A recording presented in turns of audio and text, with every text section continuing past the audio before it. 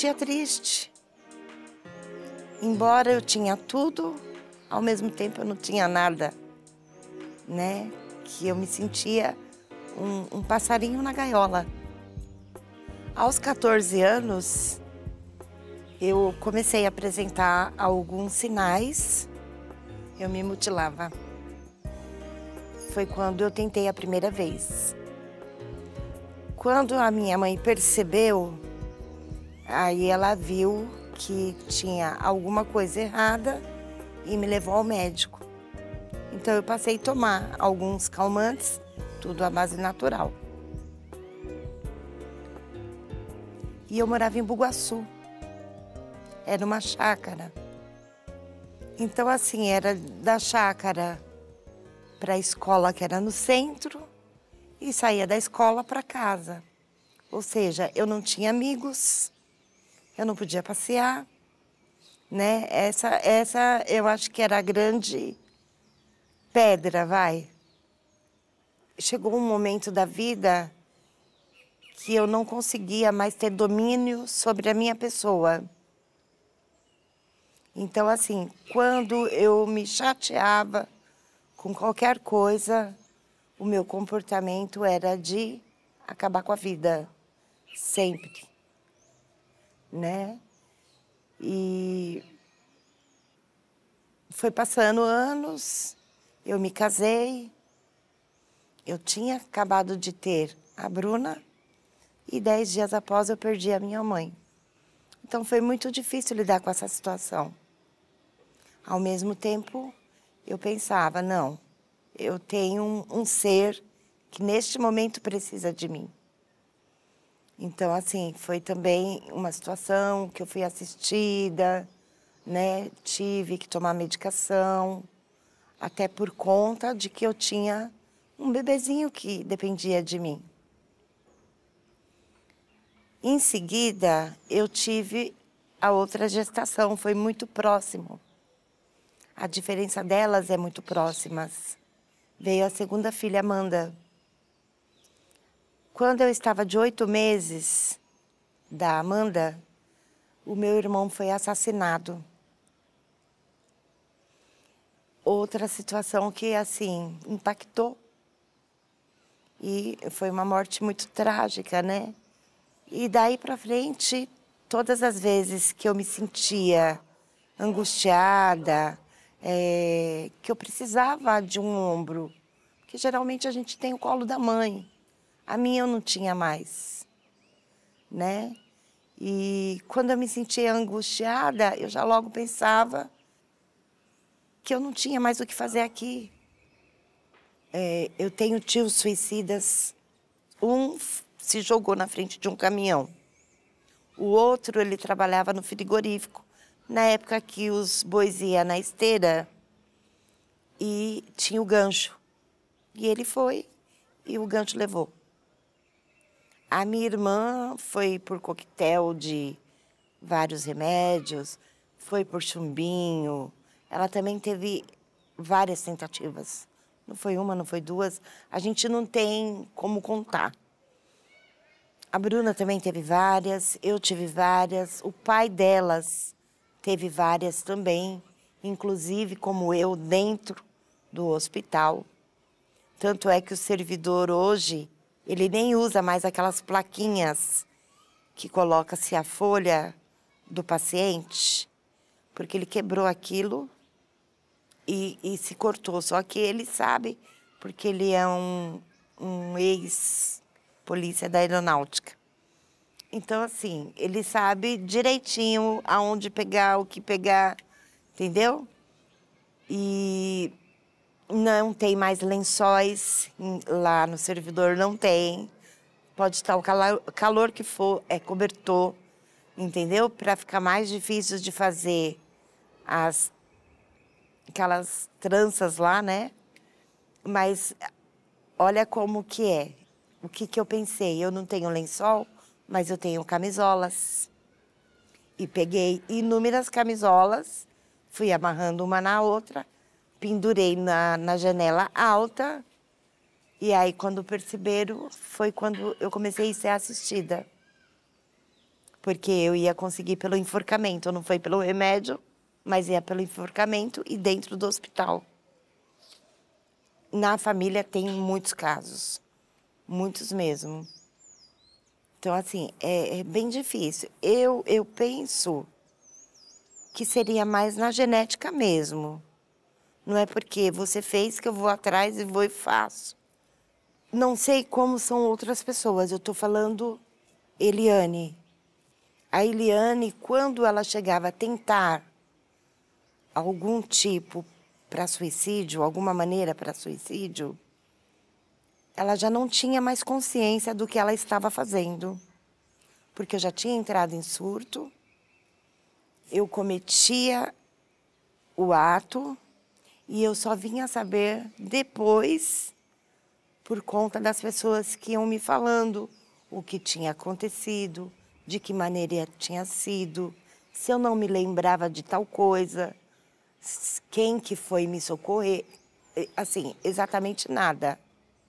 Então, 90% das tentativas, que foram inúmeras, eu não tinha consciência. Todas as vezes que a gente volta, quando damos a sorte, né, do retorno, vem muitas críticas. Na verdade, nós não precisamos da crítica naquele momento.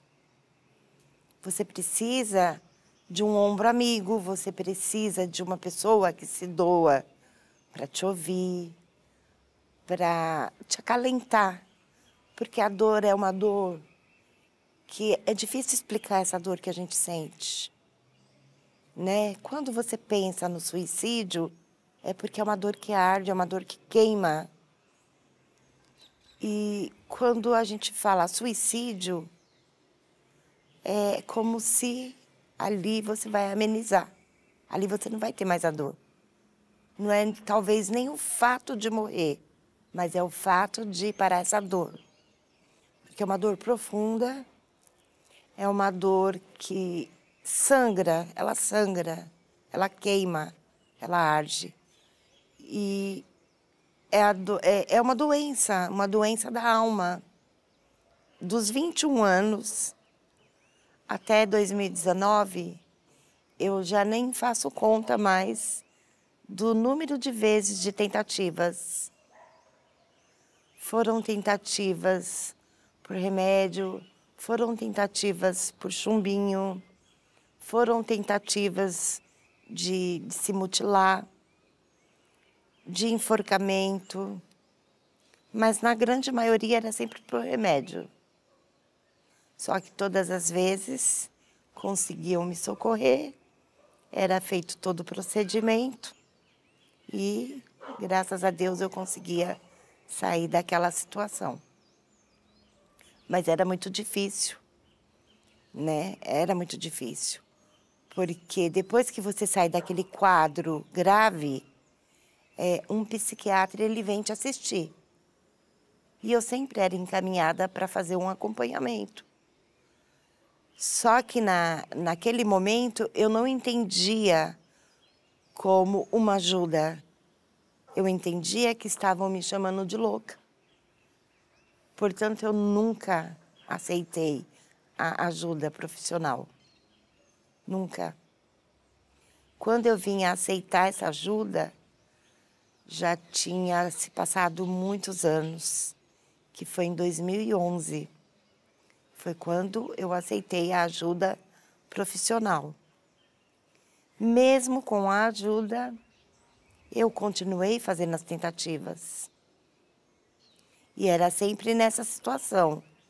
Eu não me sentia bem, eu me sentia angustiada, era a tristeza, era achar que a minha vida não tinha sentido. E assim como uma psicóloga que faz um atendimento com a gente por vídeo, ela me perguntava, mas o que você pensa? Aí eu falava, doutora Bruna, eu não tenho perspectiva mais de vida. Eu não tenho mais o que fazer. Eu não via situações para que eu me apegasse e fosse embora aquela...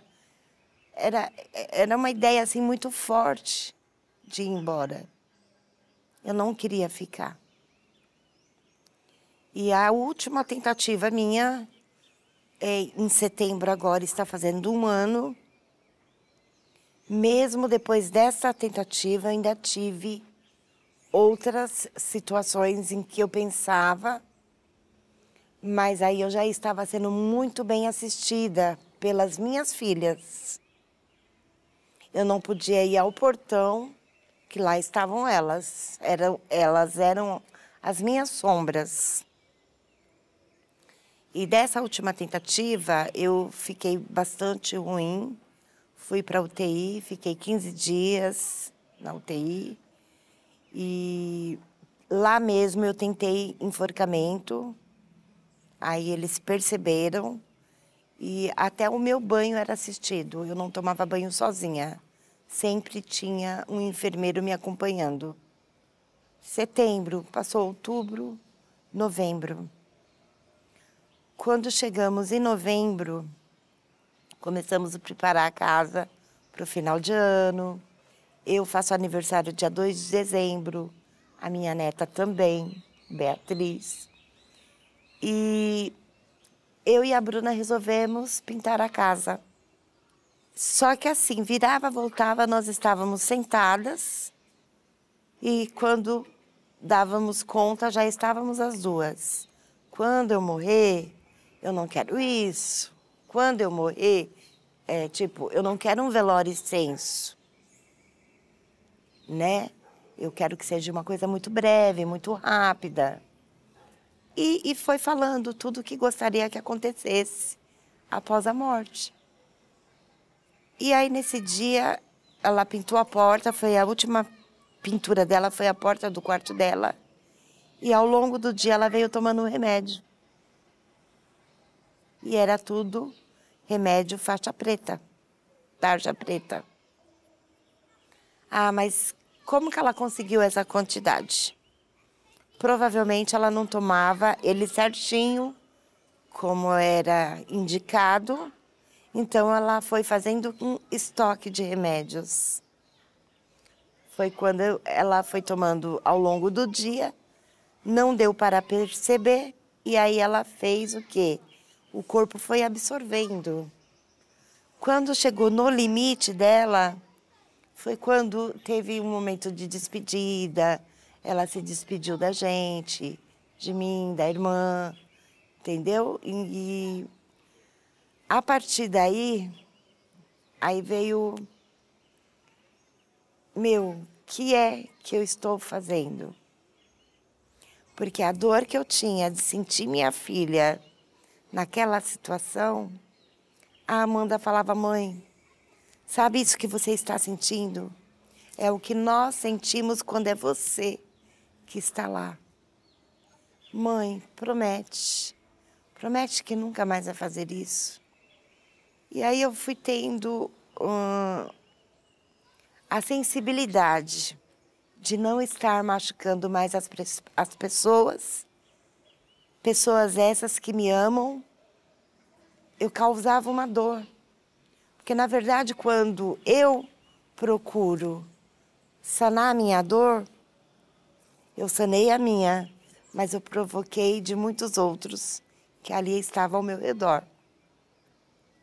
E aí a gente costuma falar que é o egoísmo, né? Porque eu pensei na minha dor, mas eu não pensei no do próximo.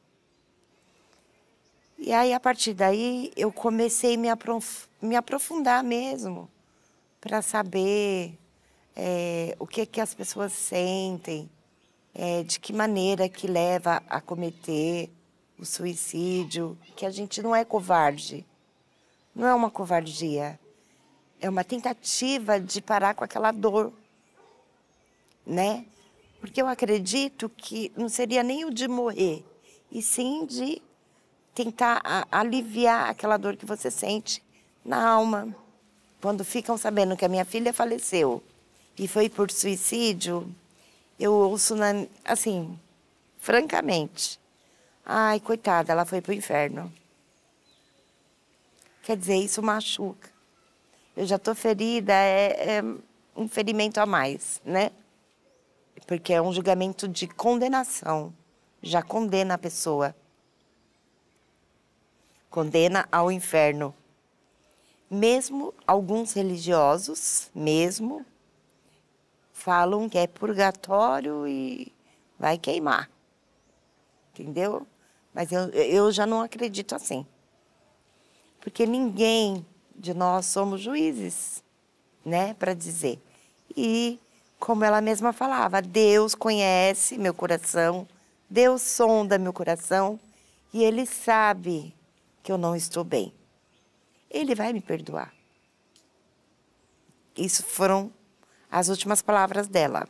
A partir da dor que eu senti, eu vou me dispor, eu vou me doar a ajudar pessoas para que não venham ter a mesma dor que nós tivemos ao perder a Bruna. Porque essa dor, eu acho que essa não vai passar.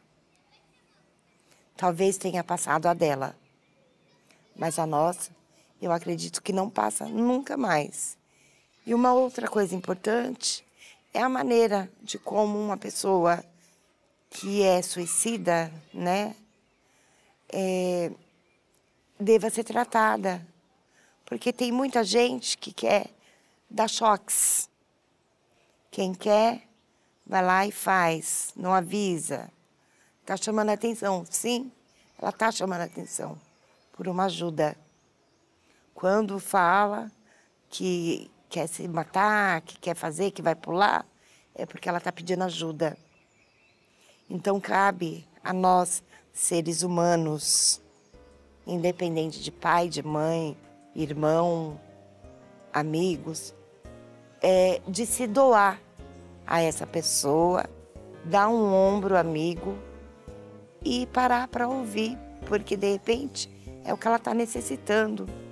Ela não precisa naquele momento de uma fala, olha, se você prestar atenção tem gente pior. Porque quando você achar que você está ajudando, você está afundando mais aquele vazio que ela tem.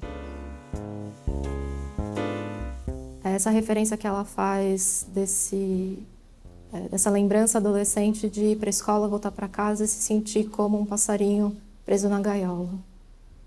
Fico pensando que isso marca um lugar em que o mundo está reduzido, né?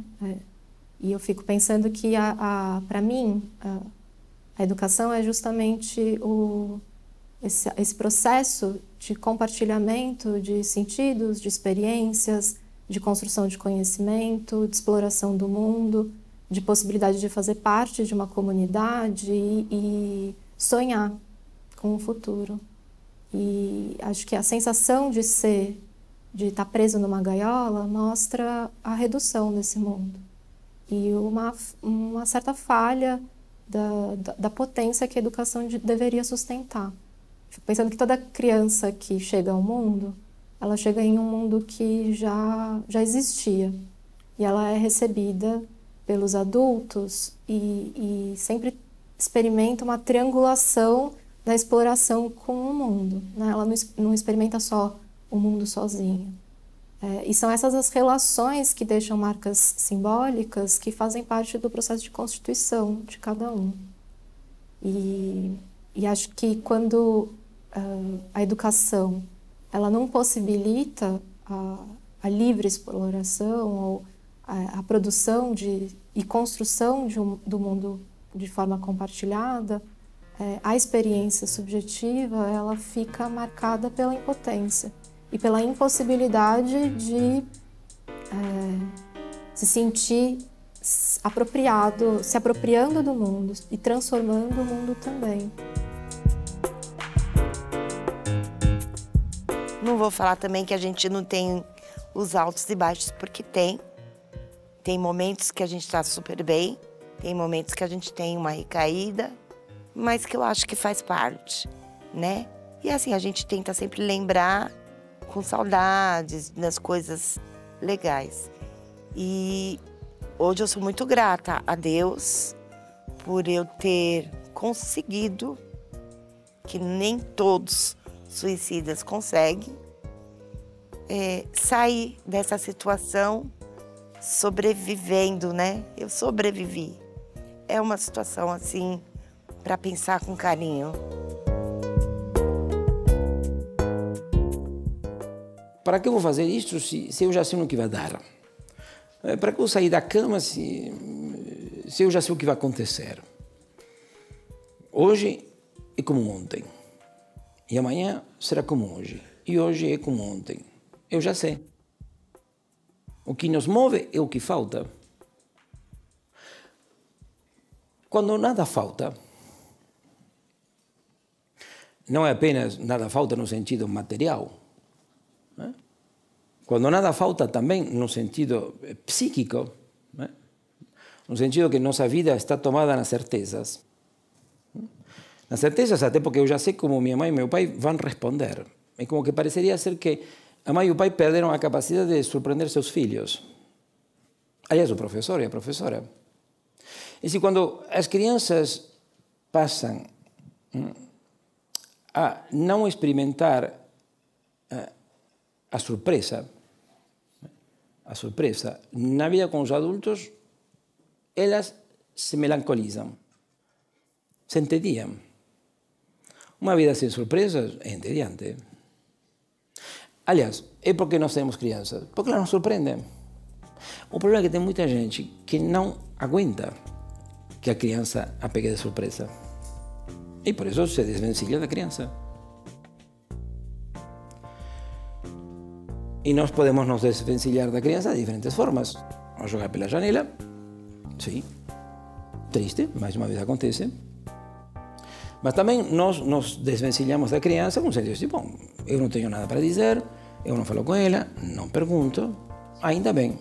Ela não me enche a paciência, fica lá com um brinquedinho. Bom, mas aí cabe a pergunta. Para que trouxeram a criança ao mundo?